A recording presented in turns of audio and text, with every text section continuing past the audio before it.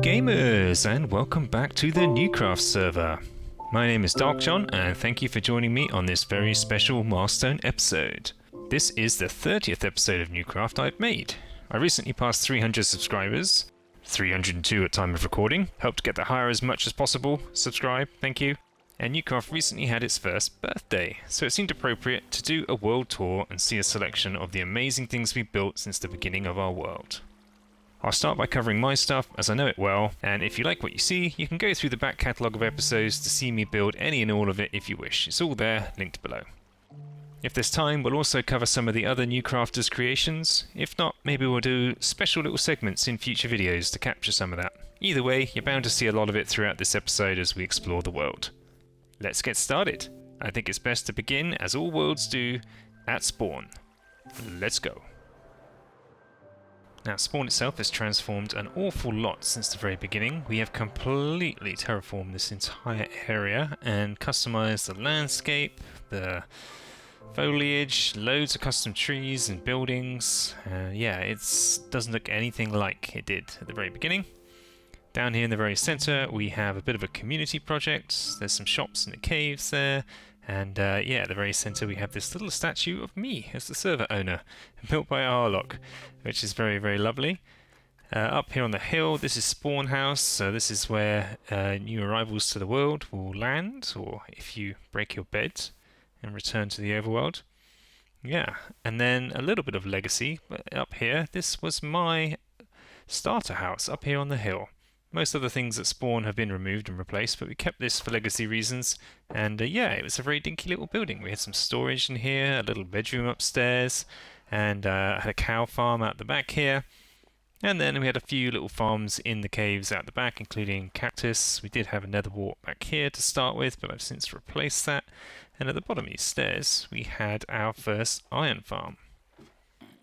It's actually turned off right now, but there is an iron farm in there. There are some villagers hidden around the back behind the pumpkins, but that generated an enormous amount of iron for me, which goes further down to a lava pit, and the output is collected and delivered to a storage area that I put behind my base.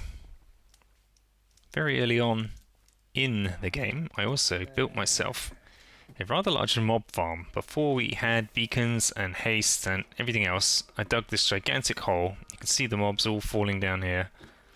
And yeah, there's an alternating platform with water that will switch on a timer, push all the mobs off, and they all fall to their doom. Even the spiders, usually.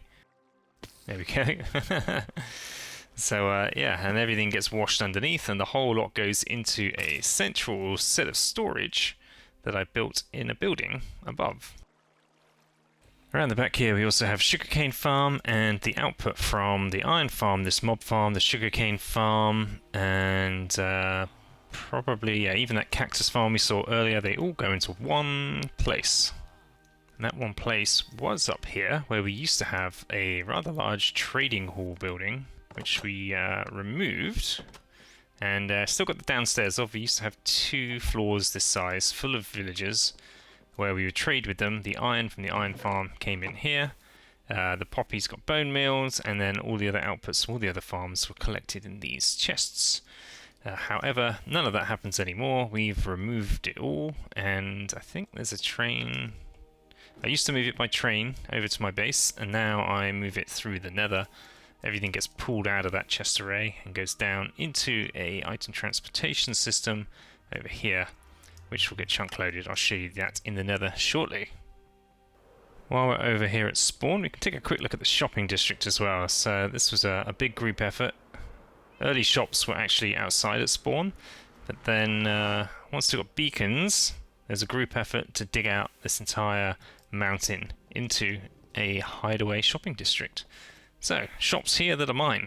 Rocket shop. Thanks to my mob farm, I was Mr. Rockets early on, and I'm now selling entire shulkers of them, and the diamonds are collected here. Thanks to my villager trading hall, which I just showed you that I took down and moved, I had a bookstore as well, and this is the bookstore where people can come and buy all kinds of enchanted books, like mending and breaking, efficiency, fortune, etc. All the tools and all of the armor enchants are all available for sale in this little shop. Other stores that are mine, this is a joint effort. French and I had a shulker box farm whereby we would sell the shulker boxes.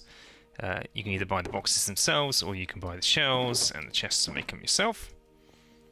I also have a goat horn farm here with this little guy poking his tongue out, which is kind of fun. I have a blaze farm in the Nether, so this is my blaze shop where you throw a diamond in here and all a stack of blaze rods come falling out of the bottom of the guy there.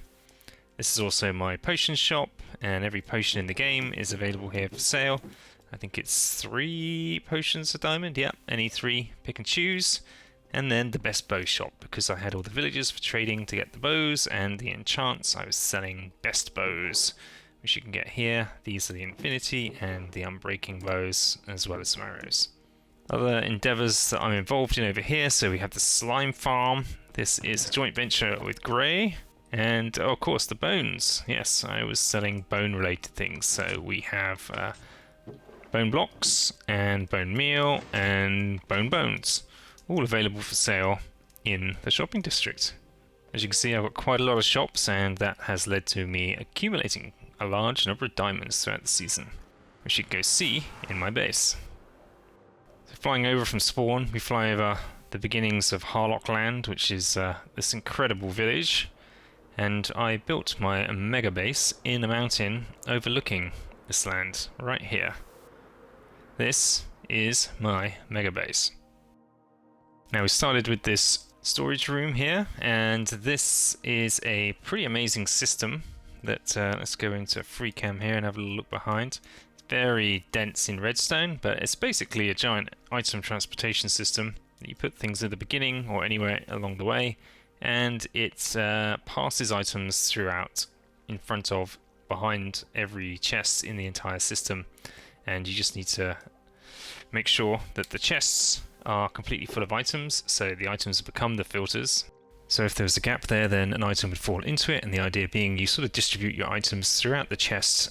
So in this case here at the end there's some space, and that's where the tuff would land. It gets sorted automatically. And that's how you manage a system like this. You tend to have to space things out, so here I don't have an awful lot of red sandstone, so you just spread it around and that becomes your filter. Amazing, this item sorting system has done me very proud, and I'm very pleased with it. All neatly organised and colour-coded shulker boxes. It's fantastic. Anything that doesn't fit in the system goes into bulk storage, which we can get to by dropping down here quickly. Now bulk storage comes in at the top, up here, and it goes into an item filter. So across the top here we have an item filter for items that we are storing in bulk, such as, you know, cobble and wheat and string and things we have a lot of farms for and we're just getting absolutely tons of. That in turn passes it into a shulker loader and then a large chest array down below. Some of these things we genuinely have absolutely loads of, like cobble. We've got shulkers and shulkers and shulkers of cobble from a cobble farm. Gunpowder we tend to have quite a lot of, but we use a lot of that for our rocket business. Iron blocks from the iron farm. I disabled the iron farm. We've got 3.5 double chests of iron blocks and also several of ingots as well over here. Never going to need iron ever again. And we've got some overflow bulk storage of other items such as dark oak and blaze rods, magma cream, etc. Just stacked in here. These are all shulkers full of stuff. So that's completely full of magma cream from our magma farm as well. Underneath storage, let's go back up. The next thing I built was the super smelter, which is directly underneath here. So relatively complicated redstone system here. It just drops stuff into this chest, and then a stack of mine carts with hoppers pull everything through at an incredible rate, fill up 2 rail carts, and either when the rail carts are full or we run out of items coming through, they'll go on their way and distribute it throughout here, smelting a stack at a time. And the whole thing is also powered by blaze rods from my blaze farm, of which there are tons of stuff in there. And then the output from this can either be stopped and collected underneath, or it just goes and pumps itself right back into the storage system and tries to put itself away. Let's head on back down here quickly. So down here is a little room I made. This was meant to be for all non-stackable items, so I started putting tools and weapons and horse armor and beds and things down here. And a few other things ended up getting stored down here along with armor and other bits and pieces. And then, yeah, this is how we get down to box storage. And just the other side here is a little area. This is our micro farm area. So we have a wheat farm in here that gets automatically pumped into bulk storage and filtered out. And glow lichen here. This is a concrete maker, drip leaf farm, 2 tall flower farm, cocoa bean farm, hanging roots farm, and over here a funky little flower farm, shifting floor design with a timer that bone meals the ground, washes all the stuff away, and then filtering out the seeds and bone milling them, and then the flowers all over here. That's how I get most of the dyes that I need. Did that fairly recently. So then if we head on over here, we've got a little railway track. This actually leads to some of our external farms. So we have a honey farm and the slime farm and a few other bits and pieces that I think still get delivered by rail, and those get dropped off into the system. And in turn that all goes into storage. Behind the wall here we have an item transportation system, so the mob farm's the other side of spawn that we looked at a little while ago. Ooh, piglins, haha! Yeah, there's a portal back here, and we have an item transportation system in the Nether that spits the items through the portal. Those go into the water stream, and the water stream carries them into some hoppers that put them into storage, and everything gets neatly filed away. We'll go look at that item transportation system in the Nether in just a little bit. Other things in the base here, this is the outside of the tunnel entrance to the base. We'll look at that in a second. We have an enormous nether wart farm down the bottom here that is making sure we get loads of nether wart for our potion, and all of that goes straight automatically into storage. And then this is our trading hall. So it's we moved all the villagers from over near spawn and then added a whole bunch more.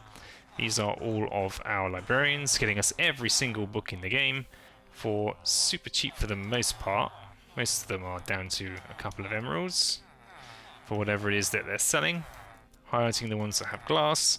And then we've got, yeah, clerics and stonemasons and toolsmiths and, you know, farmers and everything else all in one place. And they're all standing on double carpets with an underground railway system here so that we can collect them in a rail cart and send them off to a zombification station over here with this guy, and then send them back out across the top and drop them back into their workstations nice and conveniently. But on the other side of this, we have a similar sized space. This is our potion brewing setup. So there is a auto potion brewer here for every potion in the game, and I made farms to collect all of the ingredients because, you know, we need the warts, sugar, glowstone dust, for slowness you need similar stuff again.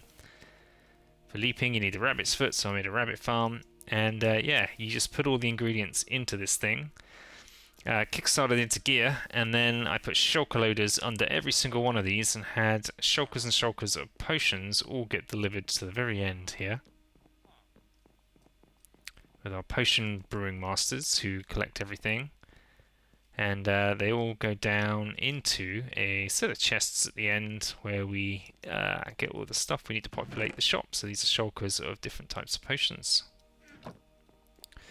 Over here we have a mine entrance. It's just a decorated entrance to a drop chute which goes a long way down to the bottom of the world. And that grid you can see at the very bottom is our strip mine. Now, I didn't do all of this, quite a lot of it actually, probably as far as the eye can see that way. I ended up connecting up with Harlock's system, but this is where I get all my deep slate. Come down here, mindlessly mine away for miles on end, and get all the deep slate we need, as well as additional diamonds occasionally. We do have another way in and out of the base. We actually have a piston door here, which allows us to get to the outside and underneath the base. And let's take a little fly out here to see the base, because when I first started this mega base, I always wanted it to be Mayan temple inspired. And I chose this cliff. I built the storage system as the central platform where I was going to have the main place where I fly in and spend most of my time in the center here, and then built everything else around it. and embedded it into the cliff. Everything inside has been mined away by hand to create all of those different special spaces inside. And then above the storage system here is my bedroom. This is where I will come to sleep, and we have armor stands and tropical fish on display thanks to Harlock, and then a lovely triple bed at the back here, as well as elevators and drop chutes to get in and out. There's a couple of other farms inside the base that I haven't had a chance to show you yet, so let me just go into free cam and we'll zip on down there. So down here we have, it's in between the trading hall and the potion setup. We have a corridor that comes back to this. This is a mud farm, just a simple placing the block, gets splashed, gets pushed over, pistons push them all the way out, and then a piston array underneath pushes the whole thing up, creating a giant mud cube which you can harvest and collect all the blocks from. Next door to that is another moss farm. So this moss farm here is generating moss, and I have a whole bunch of filters underneath and collecting a few other bit like azaleas and bits and pieces. Then all the moss gets pumped into this circuit and into more shulker loaders, and I'll show you what I used all the moss for shortly, but that's just for making moss. And then the other side of the mud farm over here, we have a ENX04 TNT duping tree farm and a big old item filter at the side here, collecting all of the output for the different types of trees that we grow here to get all the wood that we need. Oh, and a little mushroom farm area I just built off to the side. Super simple, very manual, just a decorated hole in the ground, basically. And atop the base here is our little statue. So this is a statue of my cat Jethro. Jethro, unfortunately we lost Jethro just under a year ago. He wasn't very well, and unfortunately he didn't make it despite the best efforts. And yeah, we memorialized him here in this statue based on another one I did for Cass, which I'm sure we'll see in the Nether sometime soon. Let me just sleep away the night and we'll go look at the village. So next to my base, I started building a very unique looking village in this area here. So yeah, from my base, which is very water based, I have this sort of cascading waterfall going all the way down that leads into these dragon heads that I made that creates this water in the center, and that water forms a stream that sort of separates Harlock land on the left to my crazy village land on the right. Harlock land extends way off into the distance. Whoops. Over there's another village of Harlocks. We can go look at that another time. There's a bridge right here connecting everything up that I built as well, and that connects that side of the valley to over here where we have my village. And this I wanted to create in a very sort of unique way. Everything in here is completely bespoke. So that moss farm we were looking at, this is where all the moss went.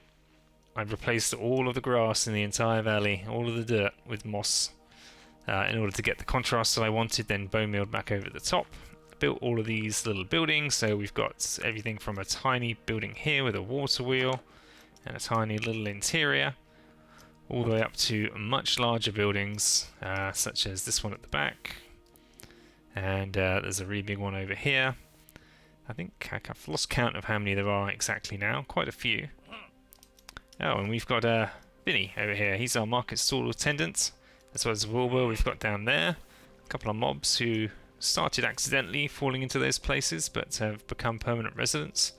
And yeah, each one of these is pretty unique and has a little living quarters, eating quarters, and yeah, all very bespoke. And last episode we just finished this off, well, did a bit more to it in order to get all of these trees in place, and there is a random copper stair just sitting there. No idea what that's about, but I'm taking that with. And here's Wilbur again. He's our little meat merchant who we transported from the Nether with the help of Harlock and put him into this space. So that's my village. I'm still working on this and hoping to extend it further, but I'm very pleased with it. There's a lot of very unique builds in here, and yeah, they're interesting and different in a way that I'd not seen done anywhere else before, trying to keep a very sort of circular and tall tower pagoda-like structure for each of these. Building with some exotic materials, and trying to build off the earthy new palettes of the mud bricks and blocks with a whole bunch of other colourful blocks as well. So I think we're about ready to head into the Nether, and this is my Nether portal in the centre of my base. We have this really crazy tunnel and the water stream at the end that goes into the water elevator that's the sort of centre to get back up to my storage facility. But we'll hop on through to the Nether. Most of the base's portals link to the Nether roof.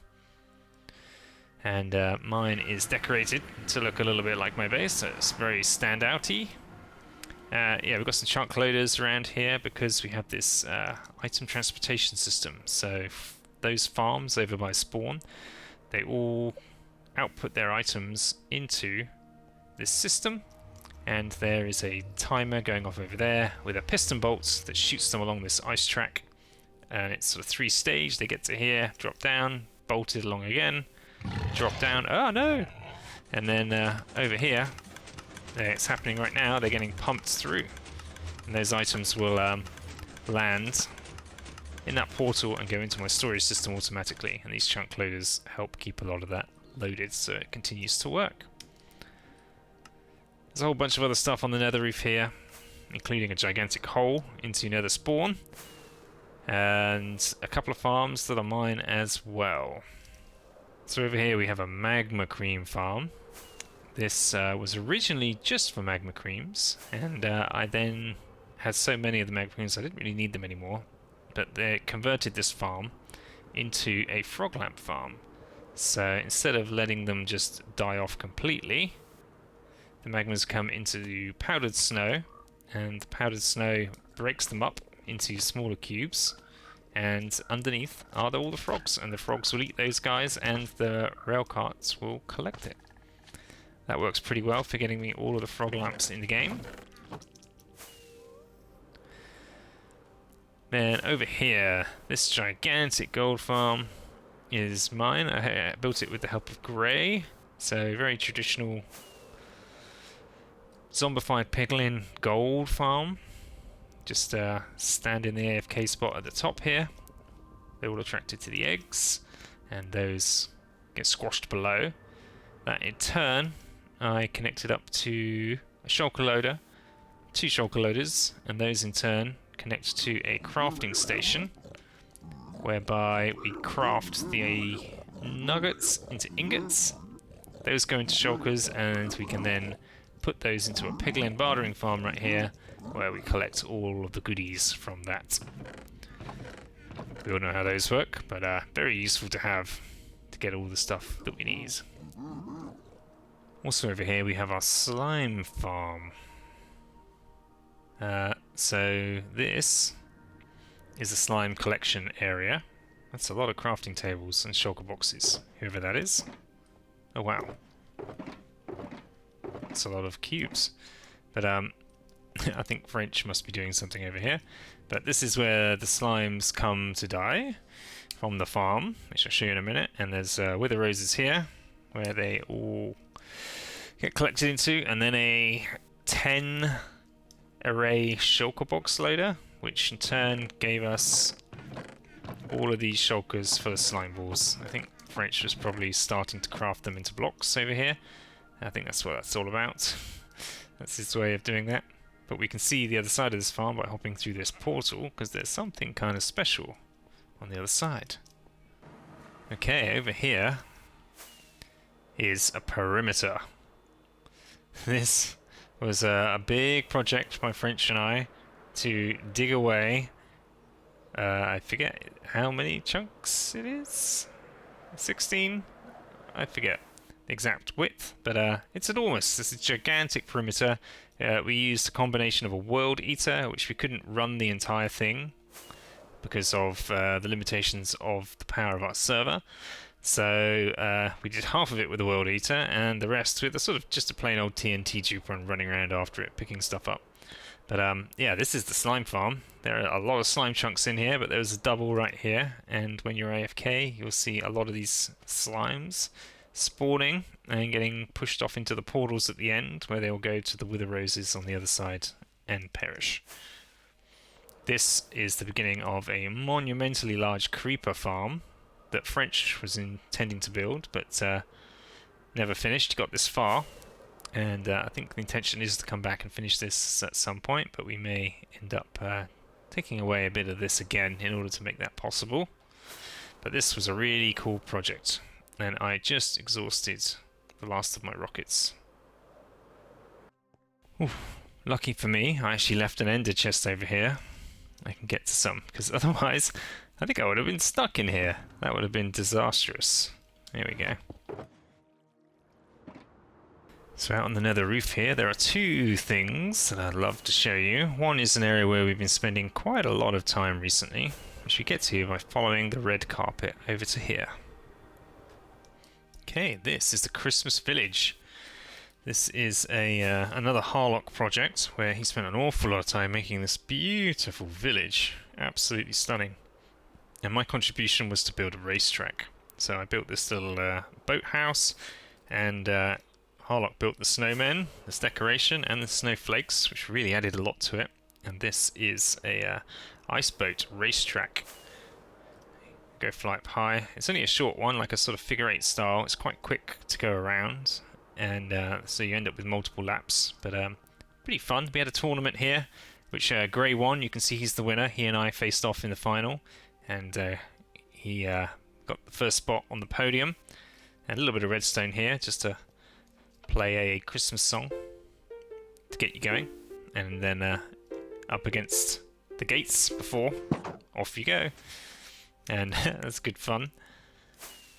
So we've been spending quite a lot of time here recently, both because it has been Christmas and also for that tournament, which was really fun. We should do that again.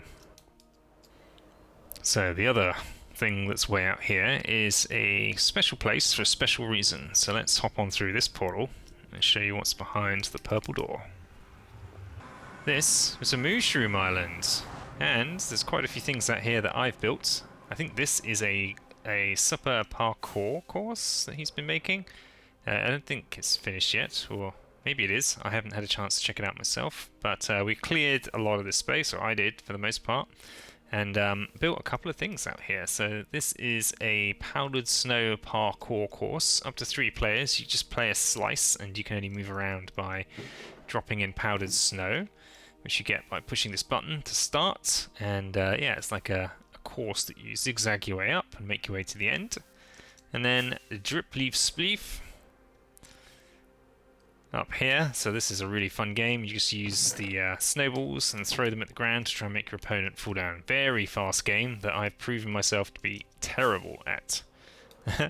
And now we've got another parkour game on its way here, and there'll be some other stuff coming soon. So this is our sort of fun gaming district, built on the Mushroom Island so that we don't get bothered by mobs while we're out here.